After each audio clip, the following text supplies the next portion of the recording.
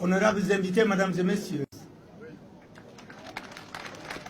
Et pour ne pas gêner mon fils, je dirais que lorsque vous comptez le nombre de classes, la troisième, c'est là que j'étais avec ma soeur, Kajibaouro, la mère du Premier ministre. C'était ma voisine de classe.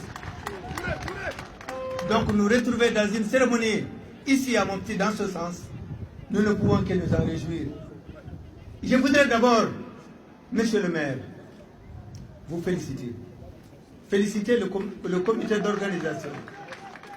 Féliciter tous ceux qui, de près ou de loin, ont aidé et contribué à vous aider. Issa, vous m'avez passé un message que je ne pourrai jamais refuser. Issa, comme vous l'avez dit, des missions ont pu me conduire dans des pays extrêmement loin de notre pays. M'attend parfois en jouer ma propre vie. Si je n'ai pas refusé d'aller m'occuper des questions africaines, je ne refuserai jamais de m'occuper des questions maliennes et surtout monticiennes. Donc Issa, je suis totalement acquis et je suis entièrement d'accord. Je m'investirai. Je ferai tout ce qui est de mon possible sur l'expérience que j'ai acquise à travers le temps. Parce que, avant tout et après tout, je suis un soldat. Vous m'avez déjà donné un thème, mais le thème, je reviendrai le développer avec les jeunesses de Mopti et de la région de Mopti et du Mali.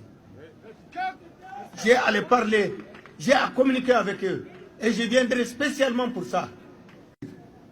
Si nous ne pouvons même pas nous engager, nous retrouver, nous réunir, mais qu'est-ce que nous avons vu?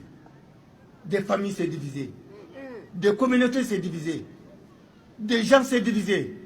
Mais il faut qu'on arrête ça. J'étais à Dakar, 7 ans au Sénégal. Il n'y a pas un jour où je ne pense pas et je ne regarde pas mon pays.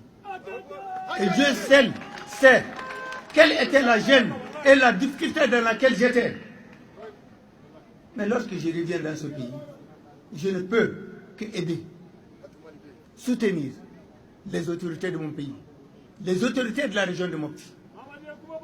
Je voudrais à partir de ce stade dire à mes cousins, mes neveux, qui sont derrière le fleuve, ceux qui sont dans la montagne, ceux qui sont dans le Séno, dans le Bourgou et partout, que nous ne pouvons pas rester comme ça.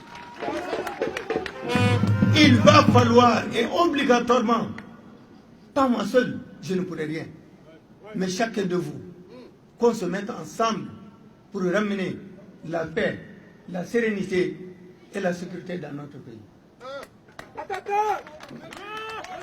Pour ce qui concerne la jeunesse, je reviendrai pour vous parler. Mais je voudrais dire aux jeunes une chose certaine. Sans courage, il n'y a pas de gloire. Mes chers compatriotes, mesdames et messieurs, monsieur le Premier ministre, permettez-moi d'être bref. Ce n'est qu'une visite préliminaire